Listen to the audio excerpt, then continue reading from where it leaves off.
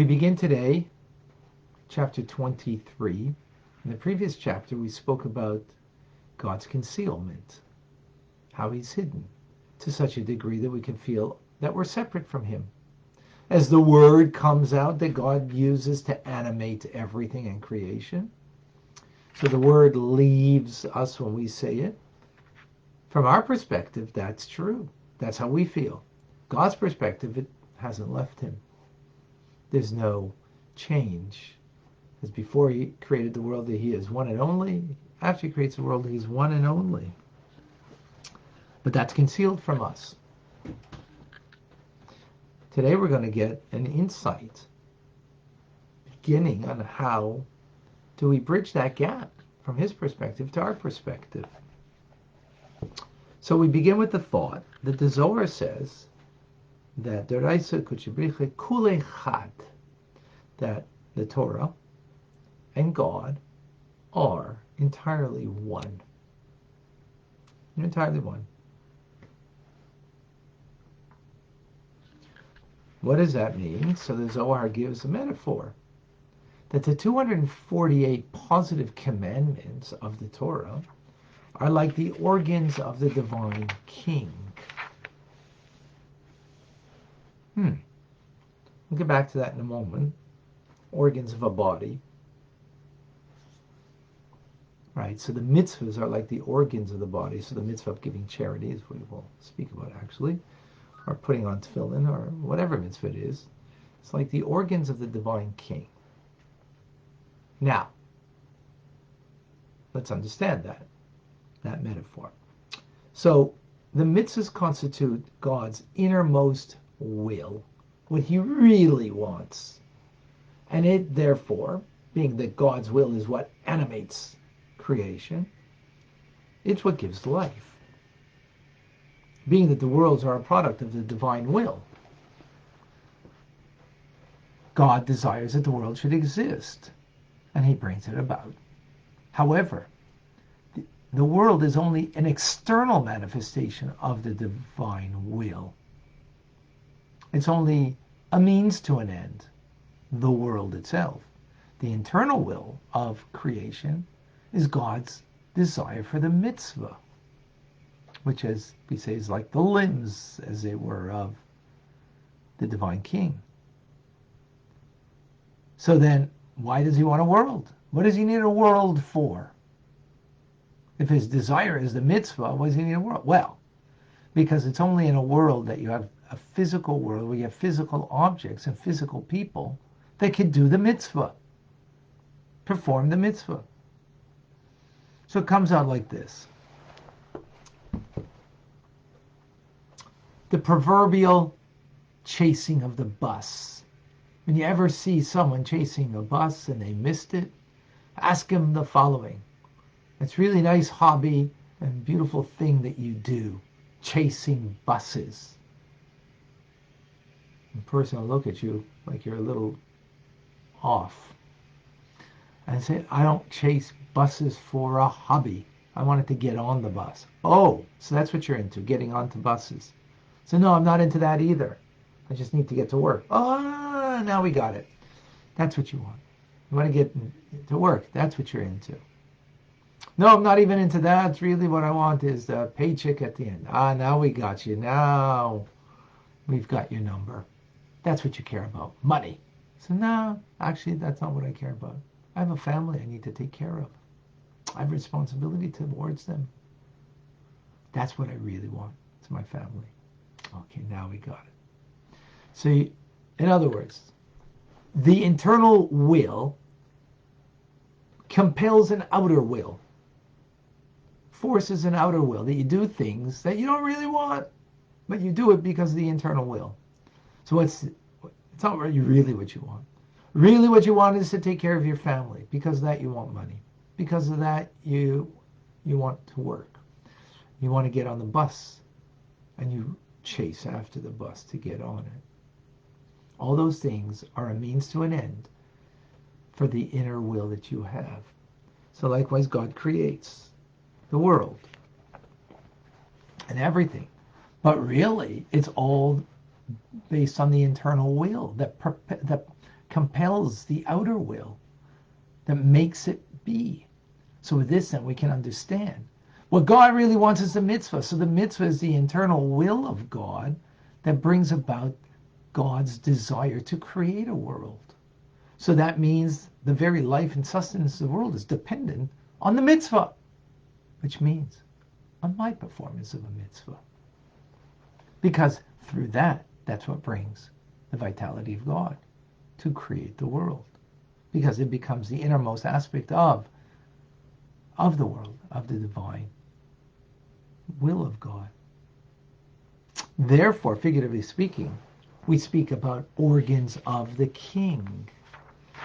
Now, to take this metaphor beautifully further, because here's a hand. It's an organ of the body, right? A limb of the body, if you will, organ, whatever, the term organ, limb, that's the same idea. The fact that I move my hand is why? Because of my will, my desire. My desire propels an action of moving my arm. And how is my arm moved? Is it like thinking about it? Is it like dwelling and deciding should it move, not move? No. It's completely nullified the limb to the will of God. I mean, the will of my will, rather. Right? This is the metaphor first. Right? So what does that mean in the metaphor? The limbs of the divine king, which are the mitzvahs, the 248 mitzvahs, they are an expression of the inner will of God. And therefore, in that mitzvah that's totally aligned, as the limb is in the body is aligned with the will of the person and does exactly what the will of the person is, so it's an expression of the divine inner will of God. And is bound up and one with it. Totally one, that mitzvah. Just as my limb is one with my will in doing it. Hence, when I do the act of a mitzvah, the action of a mitzvah, fulfilling the will of God, what am I doing? I'm aligning my physical act of distributing charity, giving charity through the act of giving. I become a chariot, which means direct alignment, just as a chariot is driven by its rider. I am now riding on the divine light of God that animates the world, the inner will through the mitzvah, and me now expressing by doing the mitzvah, I am now bound up and one with God. Similarly, with using my feet to walk for a purpose of fulfilling a mitzvah, or my mouth to speak words of Torah, as doing right now, or my brain that's reflecting on Torah, right? Or the fear of heaven that we have in our heart, of God's presence. All that means that we are a divine chariot, meaning that we are now being driven, meaning driven here means that we're being embraced by the light of God, His divine will, through the divine organs that are expression of the mitzvahs, that of the expression of the divine will that are the mitzvahs. When we do it, we're aligned with the inner divine will of God, and we become a merkava, a chariot to it, a vehicle to it, meaning we're completely embraced. Now, it says by the patriarchs that they were hein merkava, that they were truly the divine chariot. We are at times that way. When we do the mitzvah,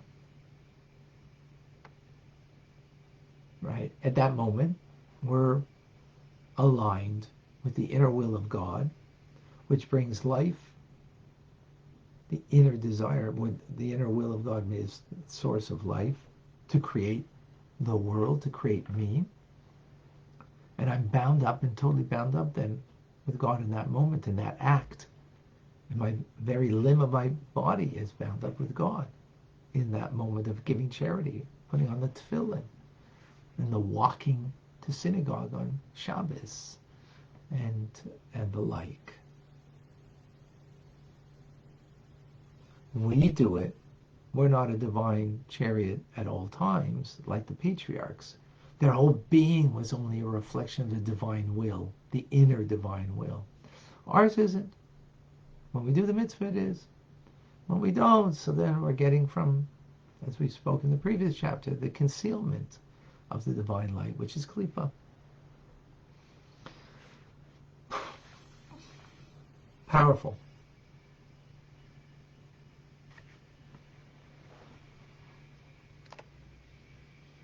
Powerful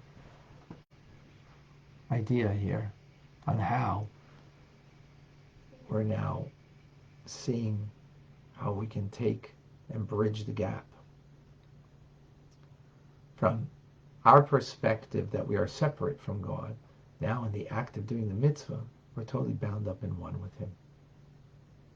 And as we just gave a very comprehensive explanation of Chabad, Chachma Bina V'das. In other words, understanding the profundity and the detailed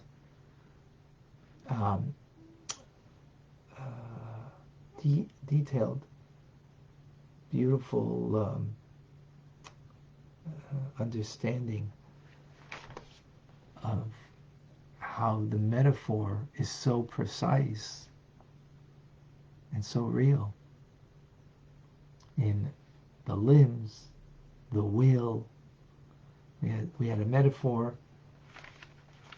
of inner will, outer will, of doing things as a means to an end, chasing the bus. We had the beautiful metaphor of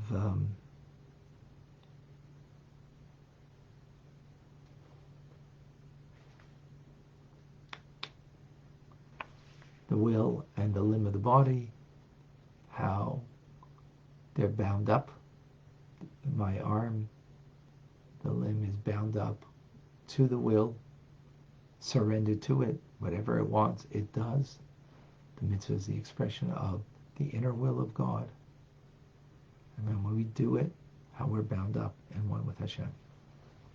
Any questions, any comments?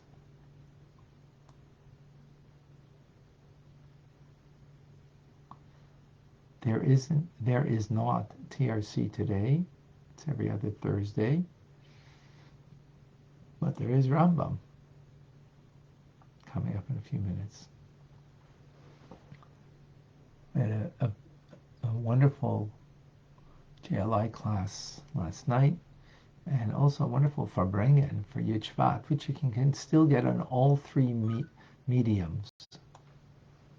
On all three mediums, on Facebook, Clubhouse, and Instagram, it's all available. That you can get the Farbrengen from yesterday afternoon. Alan, please share with us. I just wanted to thank you for doing the Farbrengen yesterday. That was great. Oh, thank you. Yes. Yeah, it was wonderful. Wonderful to share, as always. Thank you, Alan. All right. Today, by the way, is the 11th day, which is the actual day that the Rebbe's Farbrengen was at nighttime on the eve of the 11th in 1951 when he officially accepted the leadership. So it was on the 11th day of the month, the 11th month, because Shvat is the 11th month out of 12 months. Adar is the last month of the year. And it was in the 11th year, 5711. What's the idea of 11?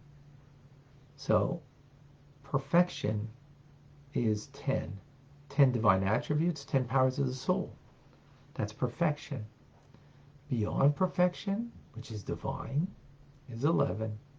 So Rebbe became the leader, 11, 11, 11, which represents beyond human completion, divine, being divine.